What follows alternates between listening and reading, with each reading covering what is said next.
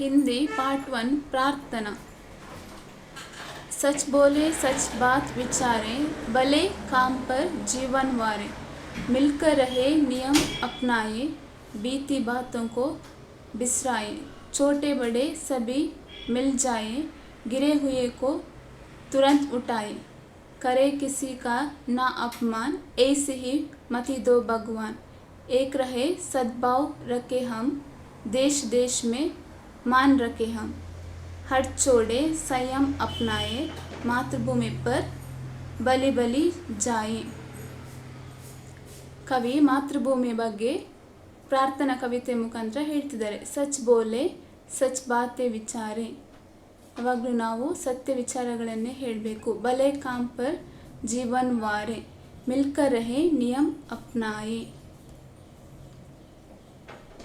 ಬೀತಿ ಬಾತೋಂ ಕೋ ಬಿಸ್ರಾಯೆ, ಹಿಂದೆ ಆದ ಘಟನೆಗಳನ್ನೆಲ್ಲ ಮನಸ್ಸಲ್ಲಿ ಇಟ್ಕೊಳ್ಳದೆ ನಾವು ಜೀವನವನ್ನು ಸಾಗಿಸಬೇಕು. ಛೋಟೆ ಬಡೆ ಸಭಿ ಮಿಲ್ ಜಾಯೆ, ಎಲ್ಲರೂ ಒಟ್ಟುಗೂಡಿ ಜೀವನವನ್ನು ನಡೆಸಿ, ಎಲ್ಲ ಮೊದಲಲ್ಲಿ ಎಂಥ ಘಟನೆಗಳನ್ನು ಆದ್ರೆ ಸಹ ಅದನ್ನು ಮನಸ್ಸಲ್ಲಿ ಇಟ್ಕೊಳ್ಳದೆ, ಬೀತಿ ಬಾತೋಂಕೋ ಬಿಸ್ರಾಯೆ, ಅದನ್ನು ಬಿಟ್ಟು ಬಿಟ್ಟು ಎಲ್ಲರೂ ಸಹಬಾಳ್ವೆಯಿಂದ ಬಾಳಬೇಕು ಅಂತೇಳಿ ಕವಿ ಪ್ರಾರ್ಥನಾ ಗೀತೆ ಮೂಲಕ ವಿವರಿಸ್ತಾರೆ.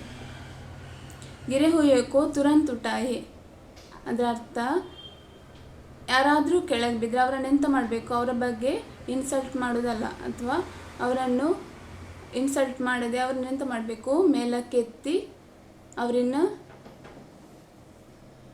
ಎಲ್ಲರೂ ಅಂದರೆ ಒಟ್ಟಾಗಿ ಬಾಳುವ ಹಾಗೆ ಅವರನ್ನು ಮಾಡಬೇಕು. ಕರೆ ಕಿಸಿ ಕಾ ನಾ ಅಪಮಾನ್, ಯಾರನ್ನು ಕೂಡ ಅಪಮಾನ ಅಥವಾ ಇನ್ಸಲ್ಟ್ ಮಾಡೋದಲ್ಲ. ಐಸಿ ಹಿ ಮತಿ ದೋ ಭಗವಾನ್, ಕವಿ ಮಾತೃಭೂಮಿಯ ಕವಿತೆಯ ಮೂಲಕ ಪ್ರಾರ್ಥನೆ ಮಾಡೋದು. ಐಸಿ ಮತಿ ದೋ ಭಗವಾನ್, ಎಲ್ಲ ಜನರಿಗೆ ಒಳ್ಳೆಯ ಬುದ್ಧಿ ಕೊಡಬೇಕು ಅಂತೇಳಿ ಕವಿ ಯಾರಲ್ಲಿ ಪ್ರಾರ್ಥನೆ ಮಾಡೋದು, ದೇವರಲ್ಲಿ ಪ್ರಾರ್ಥನೆ ಮಾಡ್ತಾರೆ. ಏಕ್ ರಹೆ ಸದ್ಭಾವ್ ರಖೆ ಹಮ್, ಈ ಕವಿತೆಯ ಮೂಲಕ ಏಕ್ ರಹೆ ಸದ್ಭಾವ್ ರಖೆ ಹಮ್, ದೇಶ್ ದೇಶ್ ಮೇ ಮಾನ್ ರಖೆ ಹಮ್, ಈ ಕವಿತೆಯ ಮೂಲಕ ಅವರು ದೇಶದ ಮಾನವನ್ನು ಹೇಗೆ ರಕ್ಷಿಸಬೇಕು ಅಥವಾ ಎಲ್ಲರೂ ಒಟ್ಟಾಗಿ ಹೇಗೆ ಜೀವಿಸಬೇಕು ಅಂತೇಳಿ ಹೇಳ್ತಾರೆ. ಹಟ್ ಚೋಡೆ ಸಂಯಮ್ ಅಪ್ನಾಯೆ, ಹಠವನ್ನು ಬಿಟ್ಟು ಸಂಯಮದಿಂದ ಒಟ್ಟಾಗಿ ಹೇಗೆ ಬಾಳ್ವಿಕೆ ಮಾಡಬೇಕು. ಮಾತೃಭೂಮಿ ಪರ್ ಬಲಿ ಬಲಿ ಜಾಯೆ, ಹಠವನ್ನು ಬಿಟ್ಟು ಮಾತೃಭೂಮಿ ಅಂದರೆ ಭೂಮಿ ತಾಯಿಯ ಬಗ್ಗೆ ಅವರು ಹೇಳಿದರು. सच बोले तो सच बात विचारे, भले काम पर जीवन वारे, मिलकर रहे नियम अपनाए, बीती बातों को बिसराए, छोटे बड़े सभी मिल जाए, गिरे हुए को तुरंत उठाए, करे किसी का ना अपमान, ऐसी ही मति दो भगवान, एक रहे सद्भाव रखे हम, देश देश में मान रखे हम, हट छोड़े संयम अपनाए, ಮಾತೃಭೂಮಿ ಪರ್ ಬಲಿ ಬಲಿ ಜಾಯೆ. ಇದನ್ನು ಓದಿ ವಾಟ್ಸಪ್ಪಲ್ಲಿ ರೆಕಾರ್ಡ್ ಮಾಡಿ ಕಳಿಸ್ಬೇಕು. ಮತ್ತು ಇದರಲ್ಲಿ ಶಬ್ದಾರ್ಥ ಕೊಟ್ಟಿದ್ದಾರೆ. ವಾರ್ನ ಸಮರ್ಪಿತ್ ಕರ್ನ, ಮತಿ ಅಂದರೆ ಬುದ್ಧಿ, ಬಿಸ್ರಾನ ಬುಲಾದೇನ, ಹಿಂದಿನ ಘಟನೆಗಳನ್ನು ಯಾವುದು ಕೂಡ ನೆನಪಲ್ಲಿ ಇಟ್ಕೊಳ್ಳದೆ ಅದನ್ನು ಬಿಟ್ಟು ಒಳ್ಳೆ ರೀತಿಯಾಗಿ ಸಹಬಾಳ್ವೆಯಿಂದ ಬಾಳಬೇಕು. ತುರಂತ್ ಜಲ್ದಿ, ಮಾನ್ ಅಂದರೆ ಮರ್ಯಾದ, ಶಾಕ್ ಅಂದರೆ ದುಃಖ, ಅಪಮಾನ್ ತಿರಸ್ಕಾರ, ಅನಾದಾರ್ ನಿಜ ಭಾಷಾ, ಆನಿ ಭಾಷಾ. ಇದು ಶಬ್ದಾರ್ಥ ಎಲ್ಲ ಓದಿ ಬರೆದು ಕಳಿಸ್ಬೇಕು. ಮತ್ತು ಕ್ವಶನ್ ಆನ್ಸರ್ಸ್ ಎಲ್ಲ ವಾಟ್ಸಪ್ಪಲ್ಲಿ ಕಳಿಸ್ತೇನೆ, ಅದನ್ನು ನೋಟ್ಸಲ್ಲಿ ಬರೆದು ಕಳಿಸ್ಬೇಕು.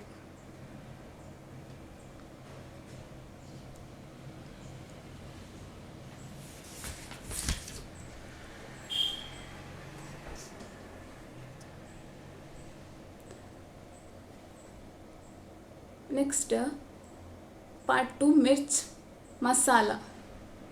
एक दिन शाम को बोलू आंगन में बैठकर दूध पी रहा था।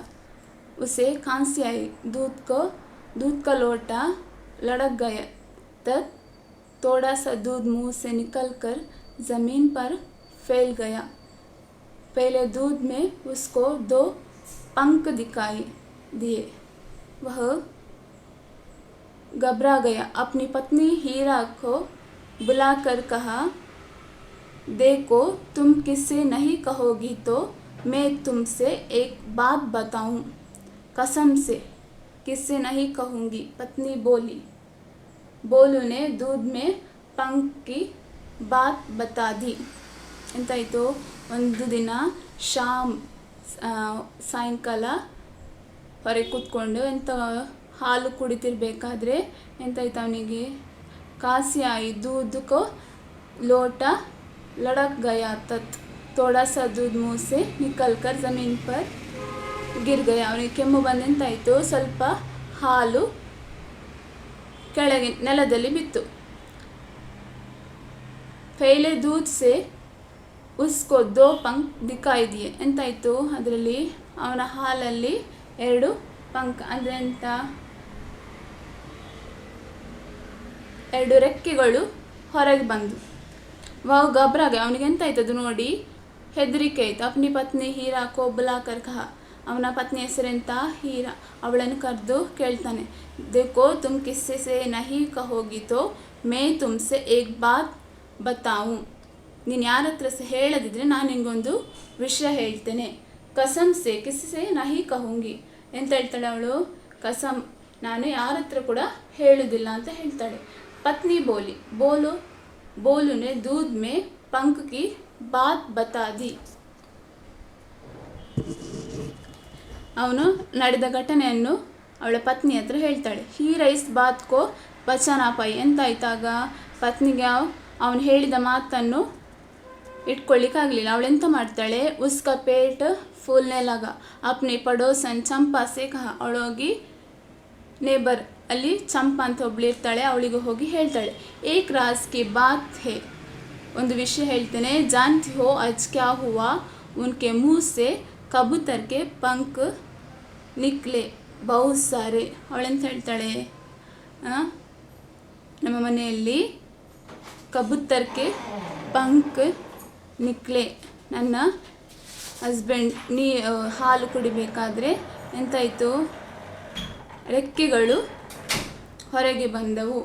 ಬಹುತ್ ಸಾರೆ ಮುಜೆ ಚಿಂತಾ ಹೋ ರಹಿ ಹೇ, ನನಗೆ ಹೆದರಿಕೆ ಆಗ್ತಾ ಉಂಟು, ಚಿಂತೆ ಆಗ್ತಾ ಉಂಟು। ಪರ್ ಕಿಸಿಸೆ ಮತ್ ಕಹನಾ, ಅವಳು ಎಂತ ಹೇಳ್ತಾಳೆ, ಹೇಳುವುದನ್ನೆಲ್ಲ ಹೇಳ್ತಾಳೆ, ಆಮೇಲೆ ಯಾರ ಹತ್ರ ಹೇಳಬೇಡ ಅಂತೇಳಿ ಹೇಳಿ ಹೋಗ್ತಾಳೆ।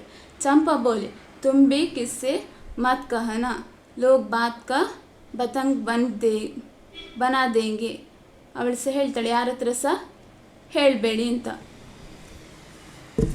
ಚಂಪಾ ಸೆ ರಹನಾ ಗಯ, ಈಗೆಂತಾಯಿತು, ನೇಬರ್ ಅವಳು ಸಹ ಸುಮ್ಮನೆ ಹೇಳುವುದಿಲ್ಲ ಅಂತ ಹೇಳಿ ಈಗೆಂತ ಮಾಡ್ತಾಳೆ, ಉಸೆ ಲಗಾ ಕಿ ಅಗರ್ ಯಹ ಬಾತ್ ಕಿಸ್ಸೆ ನಹಿ ಕಹಿ ತೋ ಉಸ್ಕಾ ಪೇಟ್ ಫಟ್ ಜಾಯೇಗಾ, ನಾನೀಗ ಆ ವಿಷಯವನ್ನು ಯಾರ ಹತ್ರ ಹೇಳದಿದ್ರೆ ನನ್ನ ಹೊಟ್ಟೆ ಎಂತಾಗ್ತದೆ, ಹೊಟ್ಟೆ ಒಡೀತದೆ। ಅಪ್ನಿ ಸಹೇಲಿ ಅವಳೊಬ್ಳು ಫ್ರೆಂಡ್, ಅವಳು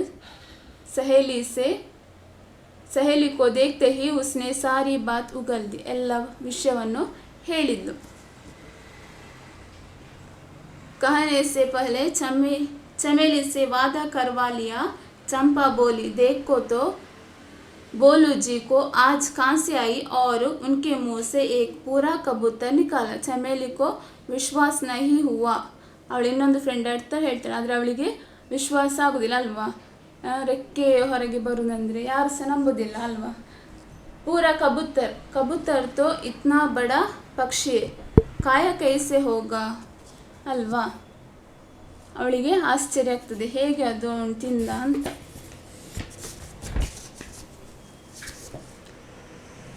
नेक्स्ट, कुछ ही देर बाद किसी पड़ोसन ने सुना कि बोलू के मुंह से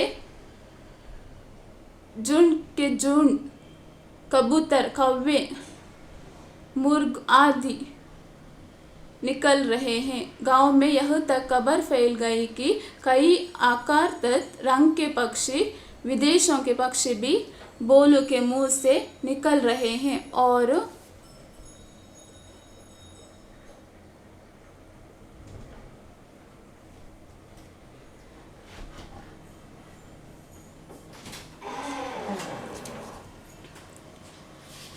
रंग पक्षी के विदेशों को पक्षी भी बोल के मुंह से निकल रहे हैं और इन पक्षियों से ಆಕಾಶ ಭರ್ ಗಯಾ है ರಾಯಿ का पहाड़ बन गया है. ಫಸ್ಟ್ಗೆ ಎಂತಾಯಿತು ಪಂಕ್, ಈಗ ಎಂತಾಯಿತು ಪಕ್ಷಿಯನ್ನೇ ಬೋಲು ನುಂಗಿದ್ದಾನೆ. ಈಗ ಎಂತಾಗಿದೆ, ಎಲ್ಲ ಕಡೆ ಪಕ್ಷಿಗಳೇ ತುಂಬಿವೆ ಅಂತೇಳಿ ಎಲ್ಲ ಜನರೆಲ್ಲ ಅವರವರಾಗಿ ಮಾತಾಡ್ಕೊಳ್ಳಿಕ್ಕೆ ಸ್ಟಾರ್ಟ್ ಮಾಡ್ತಾರೆ. यह चमत्कार देखने के लिए दूर दूर से लोग आने लगे. ಆ ಪಕ್ಷಿ ಎಲ್ಲ ಬರ್ತಾ ಉಂಟು ಅಂತೇಳಿ ಬಾಯಿಂದೆಲ್ಲ ಅಂತೇಳಿ ಎಂತಾಯಿತು, ಬೇರೆ ಬೇರೆ ದೂರ ದೂರ ನಗರಗಳಿಂದ ಜನರು ಎಂತ ಮಾಡಿದ್ರು, ನೋಡಲಿಕ್ಕೆ ಚಮತ್ಕಾರ ಆಗ್ತಾ ಉಂಟಲ್ವಾ ಅಂತೇಳಿ ನೋಡಲಿಕ್ಕೆ ಬರಲಿಕ್ಕೆ ಸ್ಟಾರ್ಟ್ ಮಾಡಿದ್ರು. बेचारा बोलो भयभीत होकर किसी एक पेड़ पर छिप गया था. ಬೋಲ್ ಎಂತ ಮಾಡ್ತಾನೆ, ಅವನಿಗೆ ಭಯ ಆಗ್ತದೆ. ಅವನೆಂತ ಮಾಡ್ತಾನೆ, ಈಗ ಭಯದಲ್ಲಿ ಓಡಿ ಹೋಗಿ ಒಂದು ಮರದ ಮೇಲೆ ಅಡಗಿ ಕೂತ್ಕೊಳ್ತಾನೆ. ಯಾಕೆ, ಅವನನ್ನು ಹುಡುಕಿಕೊಂಡು ಎಲ್ಲರೂ ಬರ್ತಾರೆ ಅಲ್ವಾ, ಇವನ ಬಾಯಿಂದೆಲ್ಲ ಪಕ್ಷಿ ಹೊರಗೆ ಬರ್ತಾ ಉಂಟು ನೋಡಲಿಕ್ಕೆ. ಥೋಡಿ ದೇರ್ ಬಾದ್ ಸಬ್ ಲೋಗ್ನೆ ಉಸ್ಸೆ ಢೂಂಢ್ ನಿಕಾಲ. ಸ್ವಲ್ಪ ಹೊತ್ತಾದ್ಮೇಲೆ ಎಲ್ಲರಿಗೂ ಅವನು ಸಿಕ್ಕಿದ, ಎಲ್ಲಿದ್ದ ಅಂಥೇಳಿ ಎಲ್ಲ ಹುಡುಕಿದ್ರು.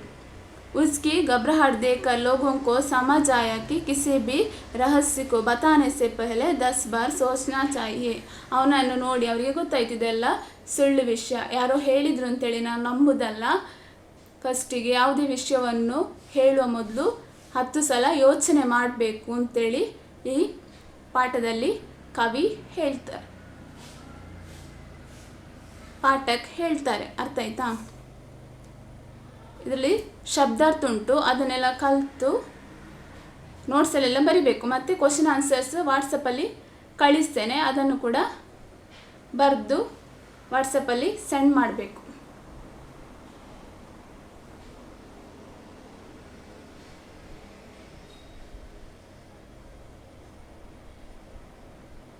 ಪಾಠ ಓದಿ ಡೈಲಿ ಓದಬೇಕು, ಮತ್ತು ಅದನ್ನು ಕಾಪಿ ರೈಟಿಂಗ್ ಎಲ್ಲ ಬರಿಬೇಕು. ಅರ್ಥ ಆಯ್ತಾ? ನೋಟ್ಸ್ ಕಳಿಸಿದನ್ನು ಬರೆದು ಸೆಂಡ್ ಮಾಡು. ನೋಟ್ಸ್ ಬುಕ್ಕಲ್ಲೇ ಬರಿಬೇಕು.